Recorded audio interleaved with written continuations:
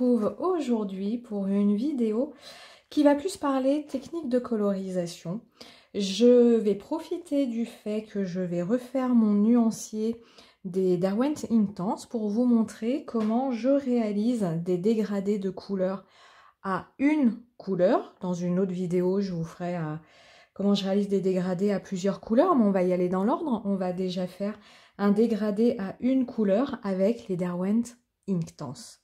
Pour ceux qui ne connaissent pas ces crayons, les crayons Derwent sont des crayons, les Inktense sont des crayons aquarellables, c'est-à-dire qu'ils sont solubles à l'eau.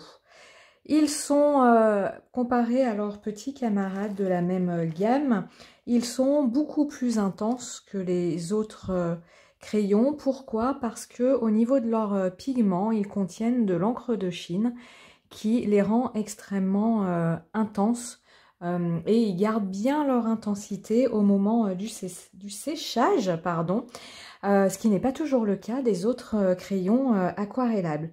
Le plus, il reste super intense, couleur super lumineuse. Le moins, du coup, on va avoir du mal à obtenir des couleurs pastel, des couleurs claires. Donc moi, ce que je conseille toujours, c'est de vous munir, si vous le pouvez évidemment, d'une gamme des Derwent Inktense et de vous munir d'une autre marque comme les crayons aquarellables. Caran d'Ache en fait de très très bien, ou Faber-Castell, les Albrecht Dürer viennent complètement compléter cette gamme, parce que vous aurez dans ces crayons là des crayons beaucoup plus clairs, beaucoup plus pastel, moins intenses. Et du coup, ce sera, ça complétera bien la gamme des Derwent. Allez, on y va. Réalisation du nuancier. Pourquoi j'ai décidé de refaire mon nuancier? Tout simplement parce que à l'époque, je les ai depuis de nombreuses années, ces crayons. Lorsque j'avais fait mon nuancier à l'époque, je l'avais réalisé sur des feuilles type feuilles d'imprimante. Et du coup, leur couleur ne ressort pas bien. Donc, je profite du fait que j'ai des feuilles aquarellables, des feuilles d'essai qui m'ont été données dans certains magasins de loisirs créatifs pour en faire des nuanciers sur ces feuilles. Voilà, c'est du papier aquarelle. Donc, comme ça va me permettre de bien me rendre compte comment ces crayons réagissent sur du papier de qualité. Puisque de toute façon, dans mes futures créations, si je vais utiliser des crayons aquarellables, j'utiliserai avec du papier de qualité pour bien prendre plaisir à leur utilisation. Je suis munie de mon crayon, je me munis d'un crayon noir pour noter les références de chacun de ces crayons. Et on va pouvoir y aller. Je vérifie juste que j'ai les crayons dans le bon ordre. Vous voyez, hop, déjà ce n'était pas le cas. Hop, alors c'est très facile chez Derwent, je vous montre. Ils ont, hop, alors est-ce que ça va permettre? Ouais, je vois pas très bien la caméra si vous voyez bien, mais vous avez le nom de la couleur et à côté un numéro.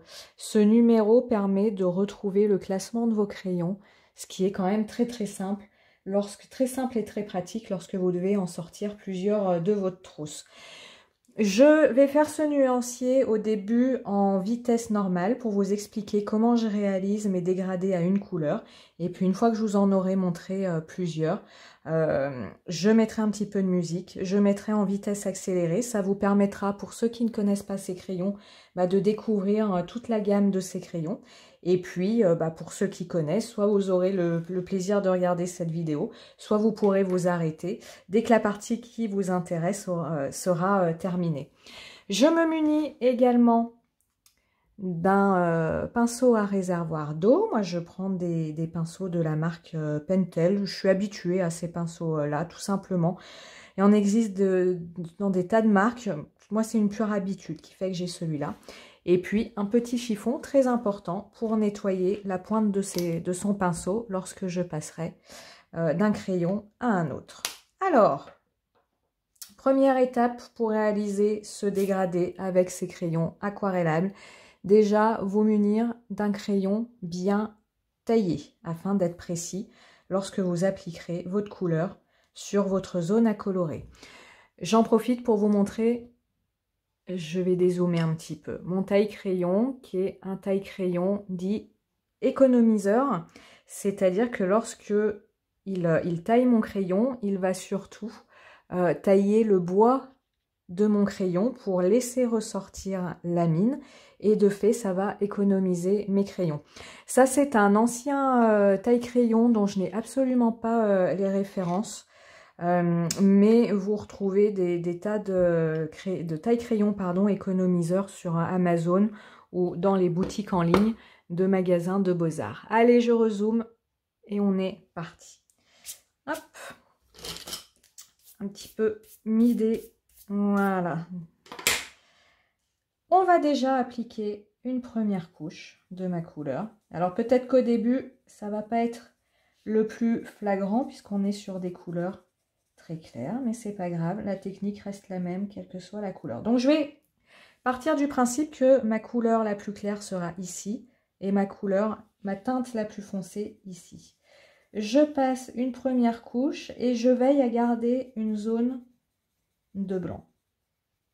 Je vais ensuite passer une seconde couche en veillant à laisser ici une partie où je n'ai qu'une seule couche de couleur. Alors vous voyez, je fais grossièrement. Alors le fait d'avoir une mine taillée me permet quand même d'être précise au niveau des limitations de mon rond. Mais au niveau de l'application de la couleur, le plus important pour que vous n'ayez pas de traces, c'est vraiment de ne pas appuyer sur votre crayon.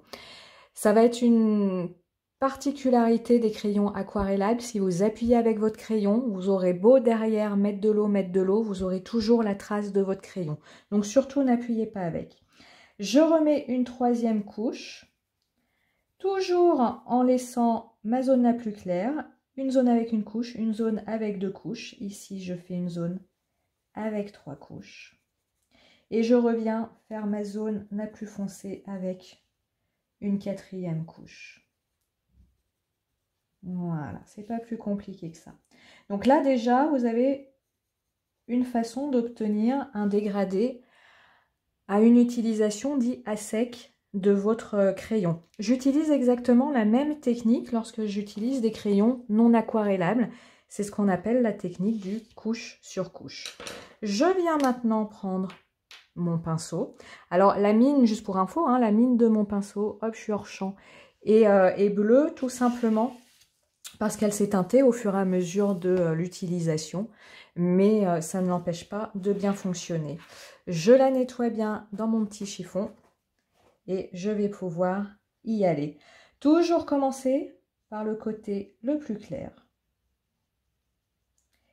Et se diriger vers le côté le plus foncé. Voyez, avec un geste où je vais repousser le pigment vers la partie que je veux être la partie la plus foncée. Je viens nettoyer mon pinceau et si je veux intensifier le résultat, je viens comme ça pousser mes pigments vers la partie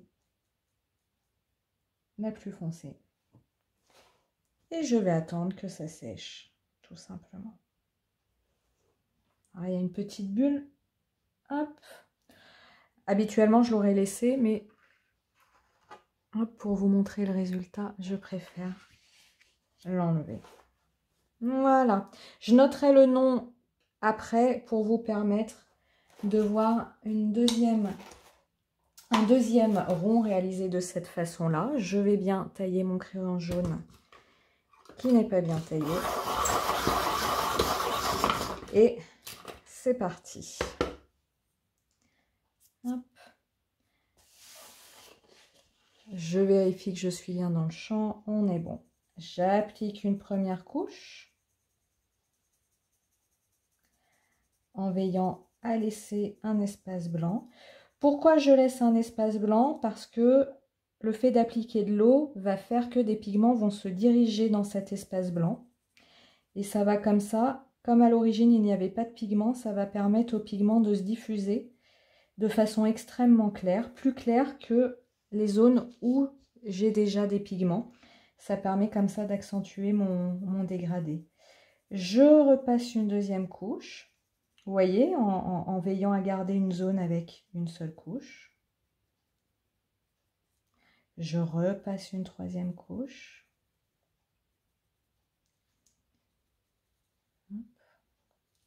Et enfin, une dernière couche, là où je veux ma couleur la plus intense.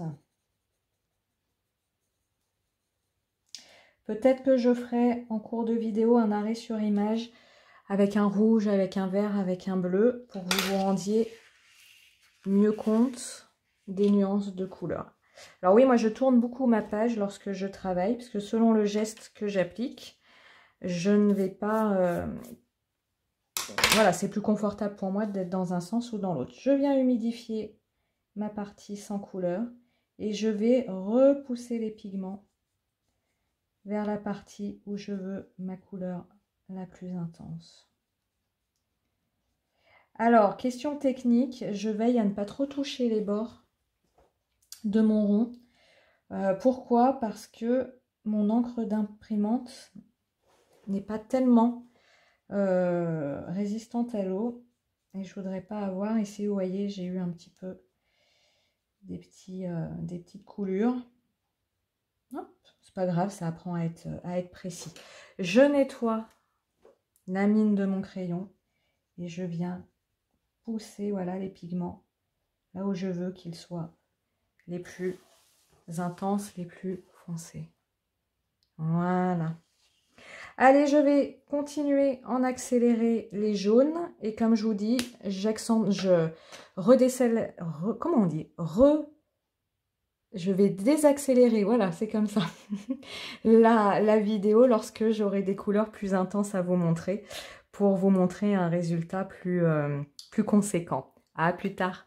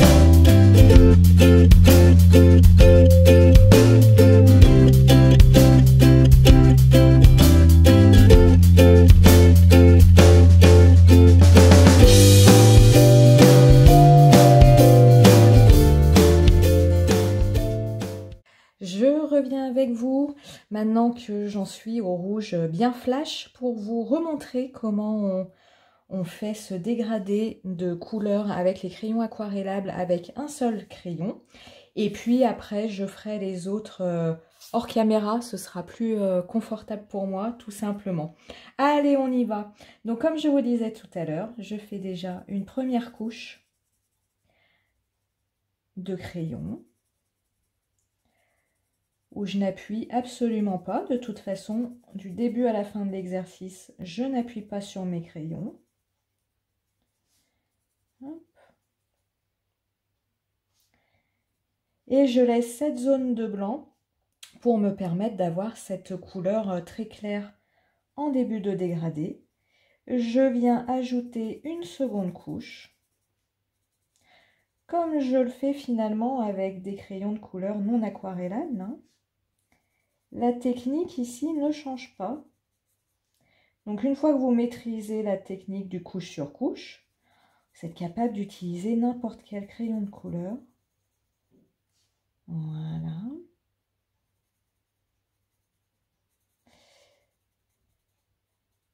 Alors comme je vous le disais, je ferai les autres hors caméra parce que habituellement pour faire ça, je tourne ma feuille. Ce que je ne fais pas ici parce que ce serait compliqué pour vous à suivre. Ça vous donnerait un petit peu le tournis. Donc du coup, c'est moi qui me contorsionne et c'est pas très agréable. Hop, je remplis les blancs. Donc vous voyez, là j'ai un premier dégradé à sec. Et je viens chercher mon pinceau à réservoir d'eau que je nettoie bien pour qu'il n'y ait plus la couleur précédente. Et on y va. Je prends un petit peu de pigment de ma couleur pour humidifier la zone blanche. Ça me permet comme ça d'avoir une couleur claire au début. Et je viens comme ça mettre de l'eau sur ma couleur en commençant par le côté le plus clair pour aller vers le côté que je veux être le plus foncé.